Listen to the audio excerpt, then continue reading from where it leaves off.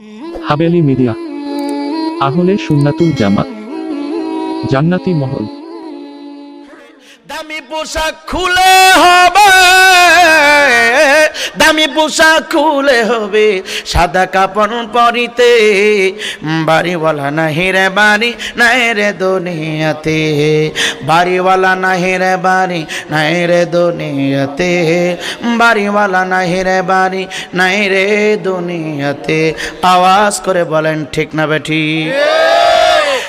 এই করগ্রামের যুবক, তোমার আমার এমন একটা জায়গার মধ্যে রাখবে, আজকে তুমি থাকার জন্য শাবক জায়গায় বিল্ডিং নির্মাণ করো, রাস্তার পাশে তুমি ঘর বানাও, মানুষের চলাচল যেখানে বেশি সেইখানে তুমি ঘর নির্মাণ করো, শহরে তুমি বিল্ডিং বানাও, কিন্তু মৃত্যুর পরে তোমার আমার ঘরটা এমন একটা জায়গার মধ্যে হবে যেই জায়গার মধ্যে সাপ বিচ্ছুরা চলাফেরা করে, পোকামাকড় ঘোরাফেরা করে। আওয়াজ করে বলেন ঠিক না বেটি? কেমনে তুমি থাকবা মাটির ঘরে চিন্তা করছো নি? কেমনে তুমি থাকবা? সামান্য সময় ঘুমানোর জন্য মাথার নিচে আছে বলিস, সামান্য সময় ঠান্ডা থেকে মুক্তি পাওয়ার জন্য উপরে কম্বল দিলা, নিচের খাট ফালাইলা, অন্ধকার লাগে বাতি টানাইলা, পোকামাকড়ে ডিস্টার্ব করে স্প্রে মারলা, এ যুবক মশায় কামড়ায় মশুরি টানাইলা। কিন্তু যে ঘরের ভিতরে কোটি কোটি কোটি কোটি কোটি কোটি কোটি কোটি বছর থাকবা, এই ঘরের ডান দিকে থাকবে মাটি, বাম দিকে থাকবে মাটি, সামনে মাটি, পিছনে মাটি, উপরে থাকবে বাঁশের কপাট লাগানো। কেমনে একা একা থাকবা চিন্তা করছো নি? এই ঘরে মা আপন হবে না, এই ঘরে দাদা আপন হবে না, সাইকেল হাদিস হুজুর আপন হবে না, সাইকেল হাদিস হুজুর আপন হবে না, মাদ্রাসার প্রিন্সিপাল আপন হবে না, যেই মুফতির কথা শুই না মিলাদ বন্ধ কইরা দিলা, সালাতু সালাম বন্ধ কইরা দিলা, এই মুফতিওয়াতি তোমার বিনা জানাজা দিবে, দোয়া ছাড়া তোমার দাফন কইরা দিছে, কেউ আপন হবে না।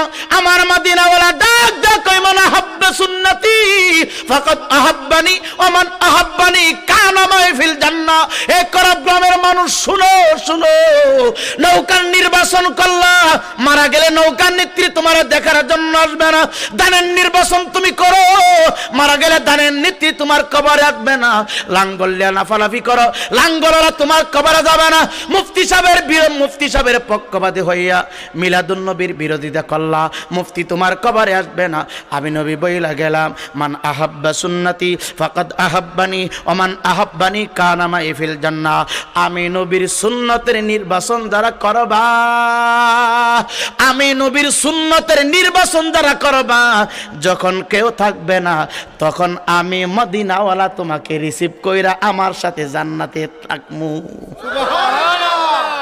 নবী আসতে পারেনি, ক্ষমতা দিছে কে? আল্লাহ। আমরার কোনো অসুবিধা আছে? কথা কোনো অসুবিধা আছে? আমাদের নবী কবরে আসতে পারে, এটা তো শুকরিয়ার বিষয়, শুকরিয়ার বিষয়। সম্মানিত হাজিরিন, এই কথা বলে কে? কথা বলবেন না আব্বা, কথা কইেন না। দুইটা ফাও ধরছে আপনার দুইটা ফায় ধরছি, কথা কইেন না। এর চাইতে সুন্দর আসার কেমনি করব? আল্লাহ সবাইকে কবুল করুক, জোরে কোন আমিন। মারামারি হানাহানি লাফালাফি চলব বন্ধ করে দিবেন। সম্মানিত হাজিরিন, নবী কি বললেন? কত বড় দামি কথা বললেন জানেননি? শুধু আরবিটা তো বললাম, এত বড় দামি কথা বললেন জানেননি? একটু সত্য করে বলবেন।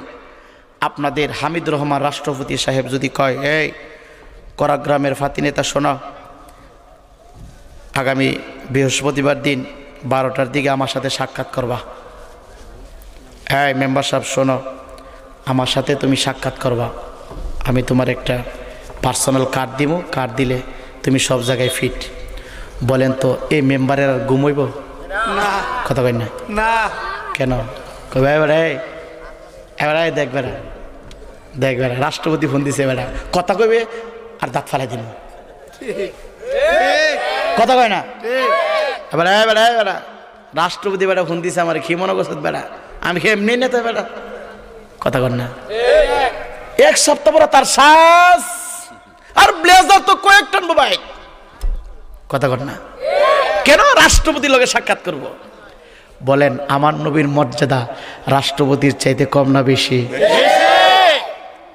রাষ্ট্রপতি কেন, আব্বাজি আদমের চাইতে আমার নবীর মর্যাদা বেশি। বাবা আদমের আব্বা আছে? ভালো করে বুঝে কইন, জোরে কইন আছে? আমি যদি কই আছে, আসেনিও হনে কইতেছে নাই বলে। আমি বলি আমার নবী হচ্ছেন আবুল আরহা, সমস্ত রুহের পিতা। আব্বাজি আদমেরও পিতা আমার নবীজি। সুবহানাল্লাহ আসেন এখনো? আমার নবী আবুল আরহা ওয়াকালা আইদান কুনতু নাবিয়্যা ওয়া আদামু বাইনার রূহি ওয়াল জাসাদ। চিল্লে কোন সুবহানাল্লাহ। এইদিকে কথা বলবো না রে যুবক। রাষ্ট্রপতি বললে সাক্ষাতের জন্য পাগল হয়ে যাও, প্রধানমন্ত্রীকে দেখার জন্য পাগল হয়ে যাও, চেয়ারম্যানের সাথে ঘোরার জন্য পাগল হয়ে যাও। আর আমার নবী কত বড় দামি কথা বললেন। আমার নবী বললেন কানা মাই ফিল জান্নাহ মান আহাব্বা সুন্নতি ফাকাদ আহাব্বানি ওয়া মান আহাব্বানি কানা মাই ফিল জান্নাহ। আমি নবীর সুন্নতকে যারা মহব্বত করবা, মহব্বত করলে ও করব গ্রামের উম্মত শুনো, যেই দিন মা থাকবে না, বাবা থাকবে না, আত্মীয় থাকবে না, স্বজন থাকবে না, বক্তা থাকবে না, মুফতি থাকবে না, ওই দিন তুমি আমি নবীর সাথে জান্নাতে থাকবা, জান্নাতে খাইবা, জান্নাতে ঘুমাইবা, জান্নাতের ভিতরে সবকিছু করবা। চিৎকার দেখুন সুবহানাল্লাহ।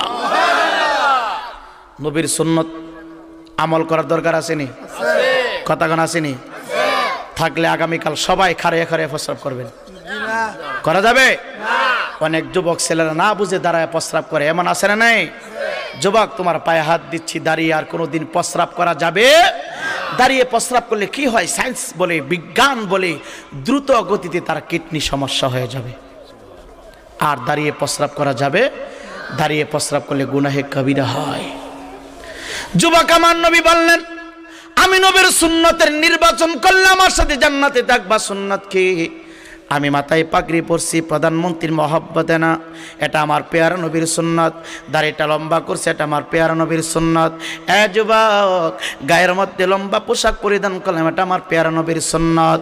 এ যুবক, সপ্তাহে একদিন, প্রতি সপ্তাহে একদিন হাতের নখগুলি খাটু রাখা আমার পেয়ারা নবীর সুন্নত। পায়খানা প্রস্রাবের পরে ঢিলা ব্যবহার করা আমার পেয়ারা নবীর সুন্নত।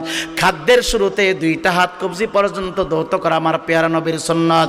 ইমানদার মুসলমান শোনা, মসজিদের ভিতরে ডান পা দিয়ে ঢুকা নবীর সুন্নত, বাম পা দিয়ে বাইরে হবা নবীর সুন্নত। টয়লেটে ঢুকবা, বাম পা দিয়ে যাইবা, ডান পা দিয়ে বাইরে হইবা আমার নবীর সুন্নত। রাস্তা দিয়ে চললেও আমার নবীর সুন্নত আছে। এই ব্যবসা বাণিজ্য, খেতে খামারে সব জায়গায় আমার নবীর সুন্নত আছে, আমার নবীর তরিকায় আছে। ইমানদার মুসলমান শোনা, এখন থেকে একটা সুন্নতের আমল করবা। আগামী কাল থেকে পায়খানা প্রস্রাবের পরে সবাই ডিলা ব্যবহার করবা। কেন? আত্মহুর সাত্রুল ঈমান। এই কাজটা না করলে পবিত্র হবে না।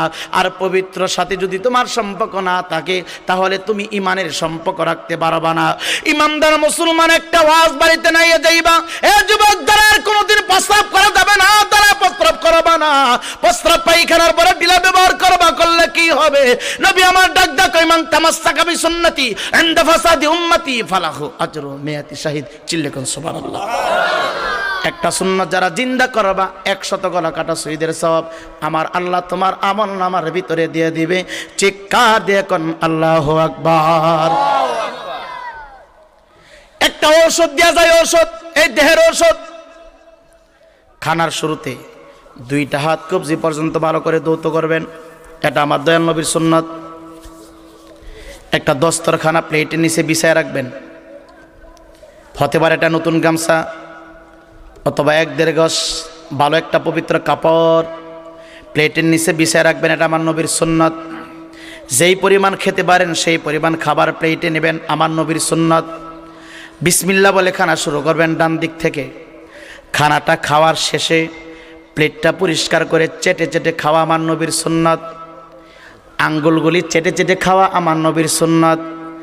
আমরা হুজুররা যখন এই কাজটা করি, পাবলিক আমাদের দিকে তাকায় তাহে আর কয়, দেখ রে মোল্লা কেমনে খাইতেছে, দেখ কেমন বানাইতেছে খায়া। কথা কন না, জোরে কন।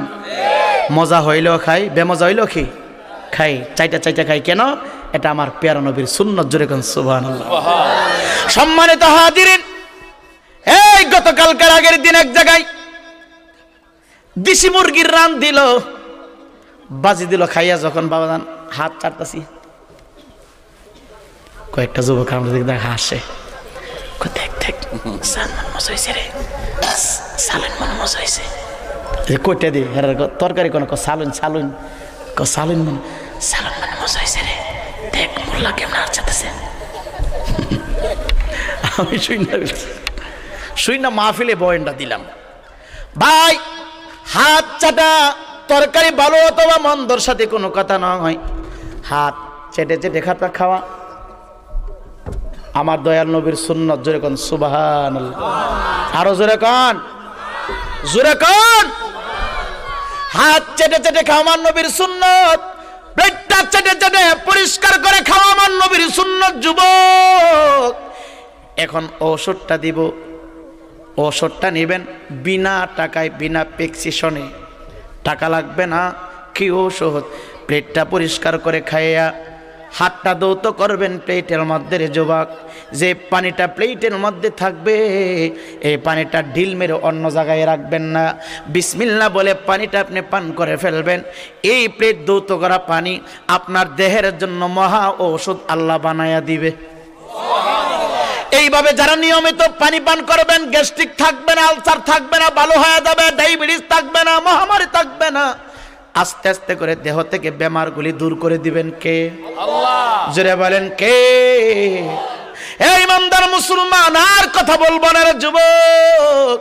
আরেকটা ওষুধ দেয়া যায় যারা গ্যাস্ট্রিক আলসার হয়ে গেছে, সেকলু খান, পিপিআই খান, এই খান, সেই খান, গ্যাস্ট্রিক ভালো হয় না। ওয়াজ থেকে একটা ট্যাবলেট দিয়া দিমু, চিরদিনের জন্য গ্যাস্ট্রিক ভালো হয়ে যাবে। বাজারে মিতি বিতি হয়, মিতি মিতি মিতি, এটা কোরআনের ঔষধ, এটা কোরআনের ঔষধ। মিতি সকালবেলা ঘুম থেকে উঠে পরিমাণ মতো মুখে ঢুকাইয়া চাবাইয়া খেয়ে ফেলবেন। খেয়ে অল্প একটু পানি খাবেন। খোদার কসম, 1 সপ্তাহ যদি এইভাবে আপনি প্রশিক্ষণটা করতে পারেন, কোনো দিন আর সিকলু খেতে হবে না, কোনো দিন আর আপনাকে গ্যাস্ট্রিকের যন্ত্রণা করবে না। আলসার ভালো হয়ে যাবে, গ্যাস্ট্রিক ভালো হয়ে যাবে, আপনার শরীরটা সুস্থ হয়ে যাবে। 2টা ওষুধ দিয়ে দিলাম, মানবেন তো? ইনশাআল্লাহ। 1 সপ্তাহ করবেন, যদি ভালো না হয় আমার ধরবেন, আর ভালো হইলে আমার দোয়া করবেন আমার জন্য। এটা কোরআনের ঔষধ। চিল্লা কোন আল্লাহু আকবার। সম্মানিত হাজিরিন, 11টা বেজে গেছে, আর 10 থেকে 15 মিনিট সময় কথা হবে। একটু বসেন, দোয়া হয়ে যাবে ইনশাল্লাহ। তাবারক থাকলে তাড়াতাড়ি রেডি করেন, না থাকলে মাহফিল কমিটি যারা আছেন স্টেজে চলে আসুন। সালাতুন ইয়া রাসূলুল্লাহ আলাইকুম, সালামুন ইয়া হাবিবাল্লাহ আলাইকুম। কবরেরি আযাব যদি মানুষ দেখিত, গরবারি সারিয়া পাগল হইত, বলন গরবারি সারিয়া পাগল। সাথী নাই রে, বাতি নাই রে, যে গরে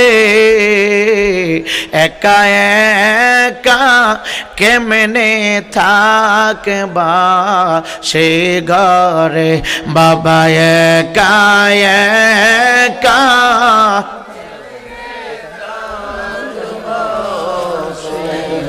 সাফে কাটিবে গুর জমারবে, হায় রে হায় আগুন জ্বালায়া দিবে, কনে যায় বলয়া আগুন জ্বালায়া দিবে। হে যুবক, আমার নবী, আপনার নবী, হায়াতুন নবী ডাক দে বলে আমি দেখতেছি কবরের ডান দিকের মাটিটা এমন ভাবে তারে চাপ মাইরা ধরছে, আমি দয়াল নবীজির হাত মুবারক, ডান হাত মুবারকটা বাম হাত মুবারকের ভিতরে যেইভাবে বসায়া দিলাম, চাপায়া দিলাম, ডান দিকের মাটিটা বান্দার এমন ভাবে চাপ মায়েরা ধরছে, শুধু ডান দিক থেকে চাপ দিয়া শেষ করে নাই রে আব্বা। ডান দিকের চাপ যখন কমপ্লিট হয়ে গেল, নবী আমার ডাক দেখে আমি তাকায় রইলাম, আবার বাম দিক থেকে মাটিটা এমন ভাবে তারা চাপ মাইরা ধরছে, দুই দিকের মাটি যখন চাপ মাইরা ধরছে, আল্লাহর বান্দার সমস্ত দেহের রক্তগুলি চুষে চুষে খেয়ে ফেলছে, গোস্তগুলি চুষে চুষে খেয়ে ফেলছে, শুধু হাড্ডিটা আল্লাহর বান্দা একটা চিৎকার মারছে, বাঁচাও। কে বাঁচাবে? কেউ তো নাই, কেউ তো নাই রে আব্বা। ও যুবক, বেনামাজি হইয়া তুমি যদি কবরে যাও, এইভাবে তোমারে মাটির চাপ দিয়া ধরবে, এইভাবে তোমারে মাটি তোমারে চাপায়া ধরবে। মাঝে মাঝে কবরে যাইয়া দেখবা লম্বা লম্বা হাড্ডি দেখা যায়, মাথার ঠুলিটা দেখা যায়, আর কোনো অংশ দেখা যায় না। পায়ের হাড্ডিগুলো দেখা যায়, পায়ের হাড্ডিগুলো দেখা যায়, এই চাটনাগুলি দেখা যায়, অন্য কিছু পাওয়া যায় না। আবার মাঝে মাঝে তাকায় দেখবা রে, 26-27 বছর পরেও কবর থেকে তরতাজা লাশ পাওয়া যায়। এমন ইতিহাস বাংলাদেশে আছে না নাই? এই চালুকাঠির দিকে তাকাইয়া দেখো, হয়তো বা ফেসবুকে তোমরা পাইছো, কবরস্থানটা নদীর বসে, নদীর ভাঙ্গন লেগেছে, কবরস্থান থেকে তরতাজা লাশটা বাহির হয়ে গেছে। 26 বছর আগে তার দেহটাকে দাফন করা হয়েছে। কেউ বলে আমার বাবা, কেউ বলে আমার দাদা, কেউ বলে আমার নানা, কেউ বলে আমার আব্বা, কেউ বলে আমার মামা। এলাকাবাসী বলে এটা দিমুখ খাজি সাহেবের লাশ। 26 বছর আগে দাফন করা হয়েছে, কাফনটা নষ্ট হবে দূরের কথা, শরীরের একটা পশম ক্ষতি হয় নাই। কেন? লোকটা ছিল নামাজি, লোকটা ইমানদার, লোকটা আশেক রসুল। মানুষের কোনোদিন মৃত্যু হয় না, মানুষ স্থান পরিবর্তন করে, এক জায়গা থেকে আরেক জায়গায় ট্রান্সফার হয়, আরেক জায়গায় চলে যায়। নিয়মিত ওয়াজ মাহফিল পেতে চ্যানেলটি সাবস্ক্রাইব করে বেল আইকনে প্রেস করুন।